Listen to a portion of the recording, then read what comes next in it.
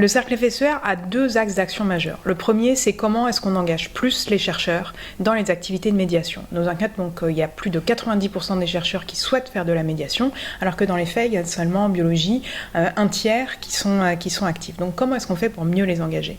Et notre deuxième axe, c'est vraiment de sensibiliser le jeune public aux problématiques de la recherche, dans la perspective du fait que la recherche, ça donne des outils conceptuels, le raisonnement scientifique, pour lutter contre la désinformation, qu'est-ce que c'est que la différence entre la connaissance et la croyance. Et donc c'est pour ça que nous avons développé Déclic, pour développer justement des nouvelles modalités d'interaction vraiment personnalisées entre les chercheurs et les lycéens. Le but, c'est quand même que des élèves rencontrent justement des chercheurs et qui puissent justement se rendre compte de ce que c'est que le travail de chercheur. Donc c'est une initiative qui a été proposée par la Fondation Schlumberger pour l'éducation et la recherche. Donc j'ai l'honneur d'être un des lauréats de cette fondation qui soutient beaucoup vraiment la recherche fondamentale. C'est une demi-heure de présentation sur le métier de la recherche en général et sur ce que la thématique de recherche qu'on développe dans notre laboratoire. Et après, c'est 1h30 d'échange permanent avec les étudiants lycéens dans le cadre d'un speed meeting qui nous permet de répondre à toutes leurs questions. Nous-mêmes de nous intéresser à ce en quoi eux ils se destinent dans le futur et essayer de leur apporter le maximum de conseils pour leur démarche future dans leur vie. Alors un speed meeting, ça va être une rencontre entre un personnel de recherche et 4 à 5 lycéens pendant 12 minutes. Ensuite, il y a une cloche qui retentit, qui est tenue par les enseignants. Et passé les 12 minutes, en fait, le chercheur, enfin le personnel de recherche change de table et est face à 4 ou 5 nouveaux lycéens et qui vont aussi poser des questions. Et comme ça, chaque élève va rencontrer 7 personnels de recherche différents. C'est très intéressant d'avoir une opportunité comme ça de rencontrer des chercheurs. Pour les élèves, en général, le monde de la recherche, c'est quand même quelque chose qui est très éloigné pour eux, surtout pour des élèves qui sont en section scientifique, donc qui sont amenés à potentiellement à travailler dans ce domaine. C'est la première fois que je vois des vrais chercheurs un vrai laboratoire comme ça de chercheurs, différents métiers de la recherche. Et donc on a pu leur poser des questions sur comment se déroulait leur recherche, leur métier, s'il y avait différents métiers dans leur corps, si chacun était spécialisé dans quelque chose. Vu que là on doit choisir les études qu'on doit faire et qu'on n'est pas encore tout à fait sûr de ce qu'on veut, c'est super intéressant. C'est vrai que j'avais jamais considéré la recherche et là comment ils me l'ont présenté, ça donne quand même un peu envie. C'est extrêmement enrichissant, surtout qu'en fait c'est la deuxième fois qu'ils organisent cela. En seconde, on avait aussi rencontré des chercheurs. Il y avait une conférence et puis il y avait des chercheurs qui étaient venus et je me rappelle d'une phrase assez marquante d'un chercheur qui nous avait dit, il était chercheur puis il était devenu après directeur, chef d'équipe. Il nous avait dit que les moments de bonheur sont profonds mais fugitifs. Parce que quand on fait une découverte, c'est assez dingue, on est très content, mais puis ça va vite. Il faut tout de suite se remettre sur un autre projet. La construction du savoir, je pense que c'est le propre de la recherche, car ça pousse toujours les frontières de la connaissance. Oui. On découvre ce qu'on ne sait pas, donc grâce à ça, ça génère de la connaissance et c'est essentiel pour faire évoluer à la fois la société, mais également le monde au travers de la technologie, par exemple, dans le cadre de la découverte de nouvelles technologies qui améliorent la vie de chacun. On avance par erreur, on tâtonne. Le problème de la recherche, c'est il y a tellement de questions auxquelles on n'a pas de réponse qu'on tâtonne. On va dans le noir et jusqu'à ce qu'on trouve des réponses. Donc on teste des hypothèses. Ces hypothèses sont très souvent fausses parce que la nature est beaucoup plus intelligente que nous. Ce que nous disait une des intervenantes, c'est que ce qui l'avait intéressée depuis toute petite, c'est le fait d'être à la limite du savoir et des connaissances et de pouvoir faire avancer justement cela.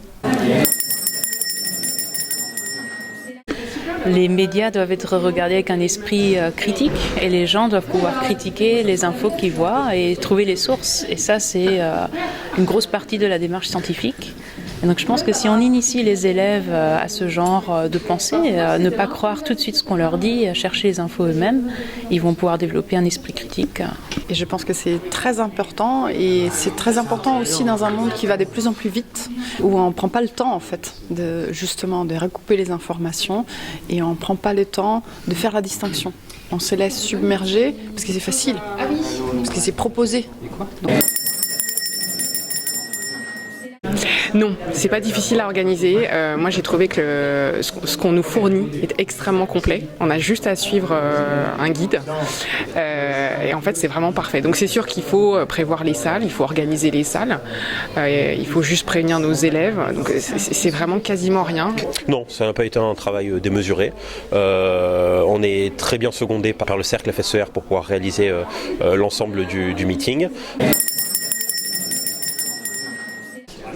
C'est le nombre de chercheurs qui peuvent être réunis et du coup la disponibilité en fait. Il y a un chercheur pour 4 élèves, donc en termes de prise en charge, de communication, enfin, c'est vraiment appréciable. J'aurais dit la même chose évidemment, donc on va dire la facilité d'organisation, quoi. C'est vraiment incroyable de pouvoir organiser ça en si peu de temps, voilà, avec une équipe qui a l'air bien rodée. Donc de venir parler comme ça aux lycéens, ça permet vraiment de retrouver cette étoile un peu dans les yeux des gens et vraiment nous de prendre du recul par rapport à ce qu'on fait. Là j'ai amené une poupée et j'ai résumé 4 ans de ma vie avec une poupée. Donc c'est pour ça que c'est très utile. Ces étoiles, vous les avez vues dans les yeux des lycéens ? Oui, je les ai vues et j'ai vu peut-être la naissance de nouvelles étoiles. Certains ont dit qu'ils voulaient faire de la recherche, etc. Donc c'était important. Alors je crois que les deux étaient ravis, que ce soit les enseignants ou les élèves, tout le monde a été ravi par cette opération. Les enseignants parce que effectivement ça a permis d'élargir et c'est rentré dans le cadre d'ailleurs du travail sur l'orientation des élèves, sur le parcours d'orientation des élèves. Ça a permis aux élèves vraiment d'avoir une vision très pragmatique de ce qu'était le métier de chercheur. Les élèves étaient aussi ravis parce qu'ils ont pu rencontrer des chercheurs pour de vrai et puis surtout leur poser toutes les questions qu'ils avaient à poser et donc ça leur a beaucoup plu cette partie-là de rencontrer plusieurs chercheurs. Il y avait une chose que nous avons beaucoup aimé, c'est que dans les chercheurs présents, il y avait des chercheurs anglophones qui ne parlaient pas du tout français. Donc ça a aussi permis de montrer aux élèves scientifiques, pour qui les matières littéraires ou linguistiques sont des fois secondaires, que l'anglais et les langues vivantes étaient quand même particulièrement importants, y compris dans les carrières scientifiques de recherche. J'ai vu passer un tweet d'Héloïse Dufour qui annonçait l'événement. Événement dont on n'avait absolument pas entendu parler. Je me suis un peu plus renseignée et à partir de là, on a postulé pour participer à l'opération Déclic cette année et notre candidature a été retenue et donc on a pu mettre ça en place dans l'établissement. Du coup, le premier réflexe à avoir, c'est d'aller sur le site Déclic, celui-là, déclic2019.org où en fait il y a 2 onglets suivant qu'on est enseignant ou chercheur et en allant sur l'onglet enseignant, il y a un formulaire à remplir très court pour dire je veux que Déclic vienne dans mon lycée et ensuite nous on reprend contact avec ces lycées et on s'arrange pour que la rencontre ait lieu. Et à la rentrée, on va valider les créneaux avec les lycées, donc avec les enseignants une fois qu'ils auront leur emploi du temps. Et on lancera une grande campagne de recrutement des ambassadeurs. Ça veut dire que n'importe quel chercheur, n'importe quel postdoc, doctorant, ingénieur, technicien, tout personnel de recherche peut venir s'inscrire aussi sur le site internet. Quelle que soit sa discipline. Tout à fait, quelle que soit la discipline, que ce soit les sciences comme la biologie, la physique, la chimie et les sciences humaines. Dès que j'ai envoyé un email au laboratoire, en l'espace de peut-être 1 heure, j'ai eu tout le monde qui a répondu oui. Donc aucun problème. J'ai un laboratoire de type international, donc j'ai sélectionné bien sûr des étudiants et ou ingénieurs français, parce que je pensais quand même que l'appréhension de la langue était quand même important. Donc, mais au final, je me suis aperçu que dans le groupe, il y avait également une jeune personne qui venait des Pays-Bas, et ça s'est très bien passé également. Donc, vous recommencerez ? Je recommencerai, oui, sans hésitation. Je pense qu'on va repostuler. J'en ai discuté il n'y a pas très longtemps avec les enseignants qui sont effectivement tout à fait partantes pour recommencer l'opération cette année.